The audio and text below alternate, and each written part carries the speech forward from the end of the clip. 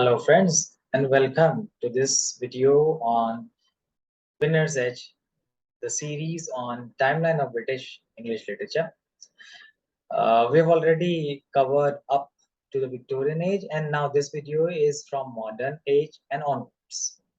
So the first unit of UPHESC, that is from the Renaissance up to the postmodern age.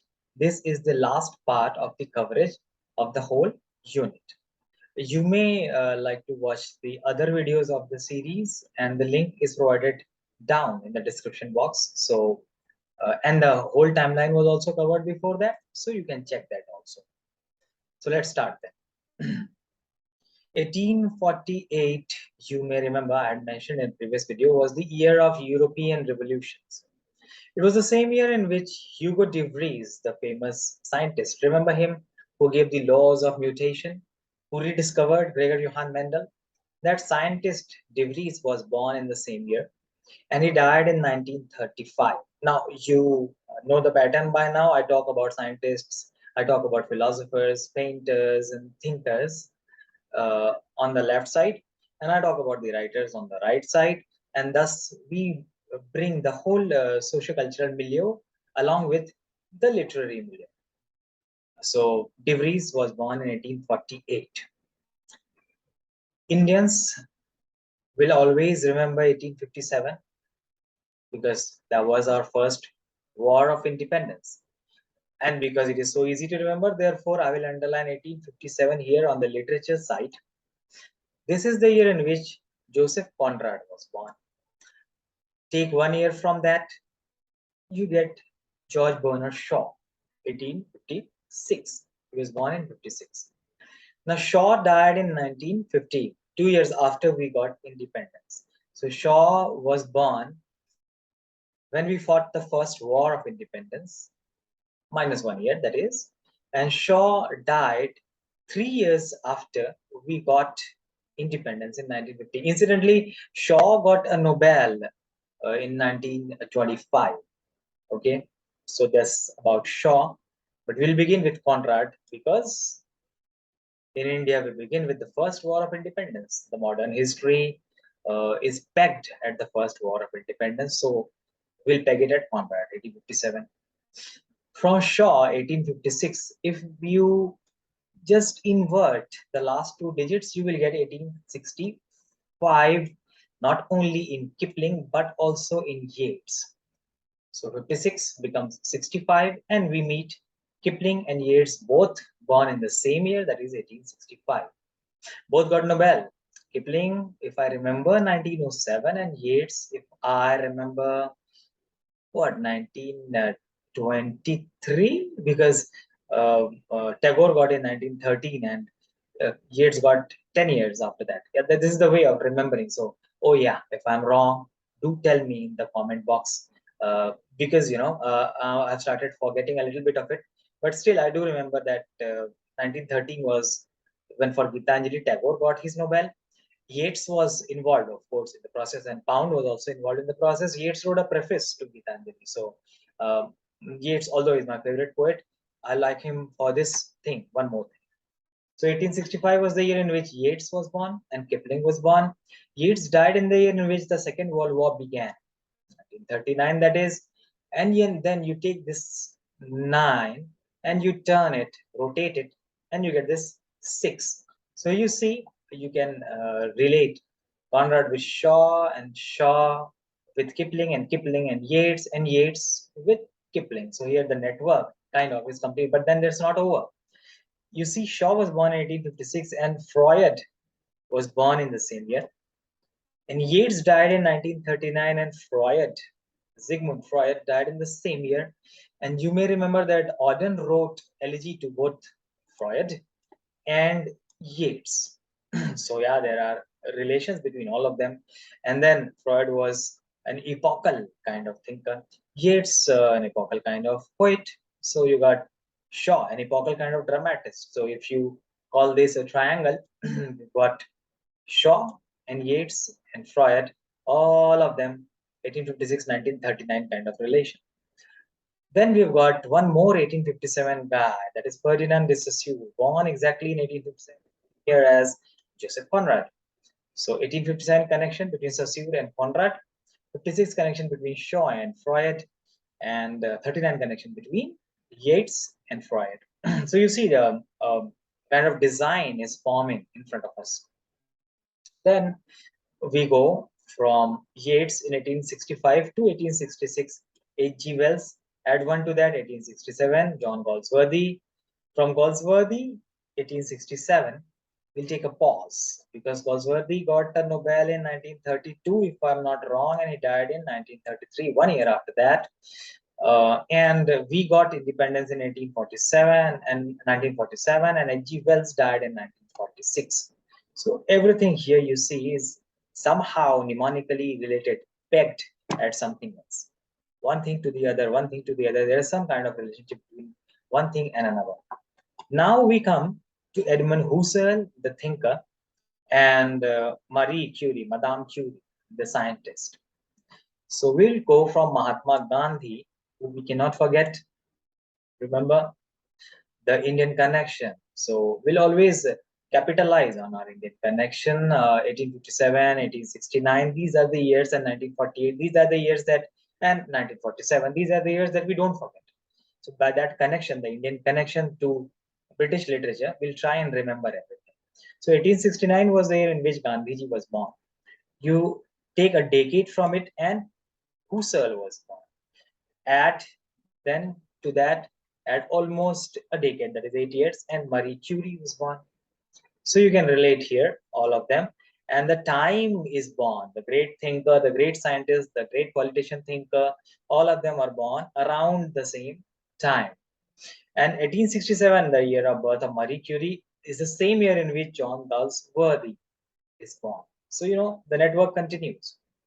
But then we'll have to wait a little and come to Einstein 10 years after Mahatma Gandhi. 10 years before Mahatma Gandhi, Husserl, 10 years after Mahatma Gandhi, Einstein. And from Einstein, at 2 years, we reach the great painter Pablo Picasso. All the epochal modern scientist, modern painter, as you can see, and another modern painter, Marcel Duchamp, born in 1887. We'll talk about the movements, and in the movements, we are going to need Picasso, Duchamp, every one of them. That's why I'm preparing beforehand, before I go to movements video, a separate section. You will have prepared, in a previous video, I talk about Monet and Manet, I talk about Renoir, I talk about Eugene Delacroix, and now I'm talking about Picasso and Duchamp. So, slowly and slowly, and of course, I'm talking about all the thinkers when when we work upon the theoretical background of poetry and prose and theory, then we'll need all these thinkers. We'll need Wittgenstein, we'll need Husserl, we'll need, before that, we have talked about Nietzsche, you see here. So we'll need all of them. And because of that, I'm laying some kind of groundwork. And it's very important to remember them, to keep them in your mind, so that, when the time comes, you can recall all of that. And it's very important when you remember all of this, and when you can easily recall all of this, then this gives you confidence, and the confidence shows in the interview also. So not only in the written examination, as I have been always underlining, this is going to help you, very much going to help you in the interview. So yeah, so we come back to Duchamp. 1887, 2 years, we got Wittgenstein, the great philosopher of language game fame. But 1889 is the year at which we are going to stop here, because I've got from Wittgenstein up to, and when I come down here, you will meet Hitler. 4 of them, Wittgenstein, our own Jawaharlal Nehru, Heidegger, and Hitler. All of them were born in the same year, that is 1889. Therefore, I will underline 1889 here. You remember 1889 very well. 1889. When you take 7 years from 1889 and you reach 1882, this is a very special year in which 2 very great modernist writers were born, Joyce and Woolf. And you see the coincidence, they were born in the same year and they died in the same 1941. I do remember having mentioned this 1941 year in a previous video. So, you can go back and then interweave and relate one with the other, because this is one big chart. It's a very big chart, and it's impractical to cover it at one go. Therefore, I'm covering it in installments, if you want, in various parts. But actually, it's one big chart. And the idea is for you to go through these videos and then create your own big chart with all the networks that are in the chart, with your own networks added to that, so that the whole thing, the whole, if I add a couple of more lines here and there, this looks very much like some sort of intricate pattern, some sort of spider's web, if you want. So this, the whole web, it will enter your mind and will stay there. And only if it stays there, and you revise and revise and revise and revise for a very long time, you will see that the benefit will accrue, because you will understand the context in a very better manner. You will understand the history of thought, the history of art in a very better manner. And by that, that is when you do that, you will see that it is influencing and benefiting you in history of literature also, and understanding literature also. So we had covered up to Joyce and Woolf. I must mention that Joyce and Woolf died in the same year. One of them died naturally, and one of them committed suicide by drowning in a river. What was the name of the river in which Wolf was drowned? Very incidental information, not very important for the examination, but still, if you remember, Aus was it? If you remember, or if you confirm it's Aus, please do confirm in the comment box. And yeah, I forgot to tell you, please do subscribe, because when you subscribe, whichever video I work upon, whichever material I'll upload, you will definitely and directly get update on that. And I hope you're liking it, because I've been working to get your likes, of course. So if you're liking it, show your love for the channel and click on the like button below. So please do like and subscribe and stay in touch. And if you want whatever new topic you want a video on, or whatever old topic that you think should be covered more, if you want a quiz, if you want some specific kind of worksheet, do mention in the comment box, and I'm there to work for you. So of course I will definitely work upon it and do something new. So Joyce and Wolf, 1882. Then when you add 3 years to 1882, you reach 1885, and you get D.H. Lawrence. I repeat, 1885, and you reach D.H. Lawrence. But then we have been looking for the year which we get after adding 3 to the birth of Lawrence. So either you can come from Wolf to Lawrence, or you can use Eliot as a pegging place. 1888, the year of Arnold's death. 1888, the year of Eliot's birth. 1888 minus 3, 1885, and minus 3, 1882.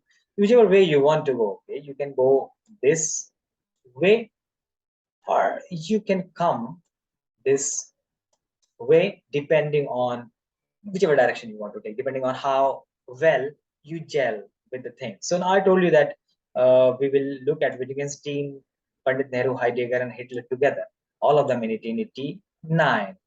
So you totally know that Nehruji died in 1964. I don't have to tell you that. And you know that Hitler died in 1945, and I don't have to tell you that. 1945 is also very important here, because that was the end of the Second World War. So 1889 will link Wittgenstein, the thinker, Nehruji, the thinker, politician, writer, Heidegger, the thinker, and Hitler. What do I call him? You call him by any name you want to call him. I call him a murderer. So Hitler, the murderer. So 1889, yes, that's a value judgment. So 1889, Hitler, and up to Wittgenstein. 1945, he died. 64, Nehruji died. Wittgenstein died in 51. And 76, Heidegger is the longest living of all of them. He died. Eliot died in 65. 65, you can work out with Yeats. He was born in 1865. You add 100 years to death, you get 1965. Okay. 1888 was the year, the same year in which Catherine Mansfield was born, and she died in 1923. Then the 1800 range is over.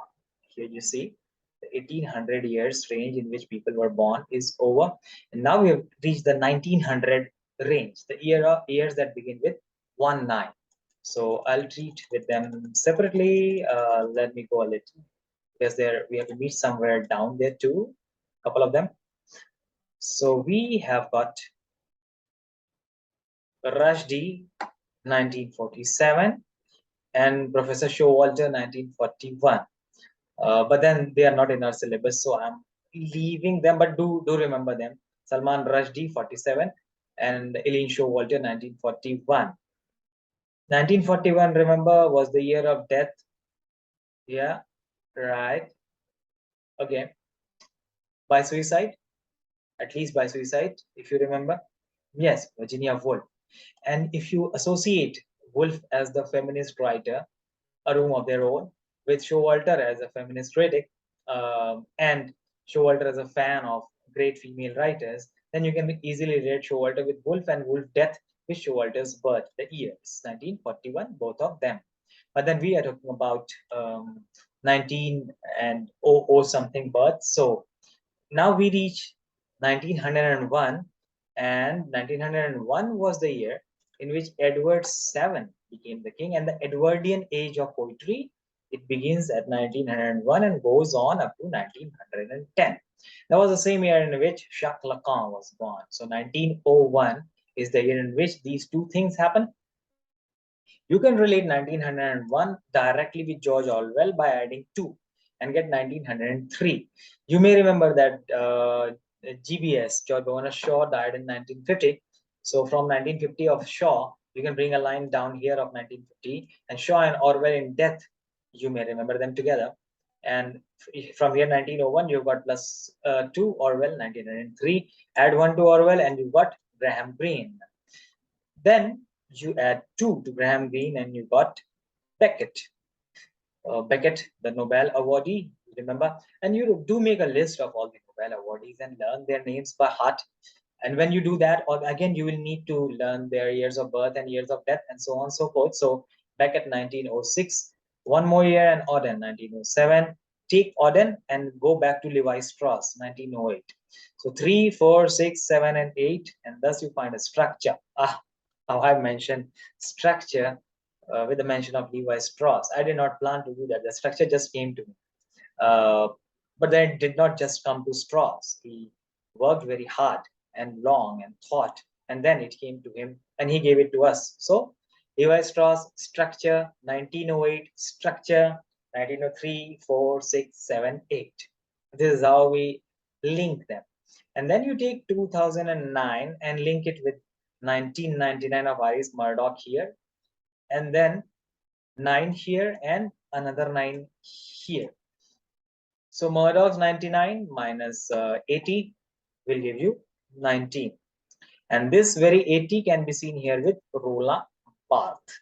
So Murdoch's 80 minus will become 1980 here in case of Roland Barthes. And Georgian poetry is equal to Georgian age 1910 to 1936. Then from Murdoch, who was born in 1919, we'll come to Paul de Man again, who was born in 1919. Add 10 years to that, and we get Jürgen Habermas, 1929. He's working even now, 1929. From 1920, 1919, you can come to plus 3, 1922. Or you may also link Philip Larkin directly with the great poet of previous age, that is the Victorian age, the 1822 born. Yes, the name is, oh, no, tell you. You tell me. If you exactly and totally remember, write down in the comment box. 1822 was the year in which Dash was born. So who was that person? Add 100 to that, and 1922 was the year in which Philip Larkin was born. And then Philip Larkin died in 1985. And from 1922, we add 1 year and we reach 1923. Nadine Gordimer, again a Nobel awardee. 1923, you add 6 years here, or you take this directly to Habermas and you get 19, sorry, this one, and you get 1919, sorry, 1929 of Osborne, John Osborne. Add 1 to it, you get Hughes. Ted Hughes, the poet laureate, 1930. 1930 is the same year in which Harold Pinter was born, the Nobel laureate. Add 2 to that, or you take 1832 and add 100 to that, you got Wesker. And that's how this whole connection, this whole linkage is formed. And do remember, Charles III became king this very year, that is the 2022. Elizabeth II died in this very year, that is 2022, and she reigned from 1952 onwards. So this is all for today. Do like, do subscribe, give me suggestions, demand for what other videos you want. Uh, and if you want to mail me, you have my mail ID, you can always get it. You can join the Facebook group and stay connected. All the best. Thank you so very much.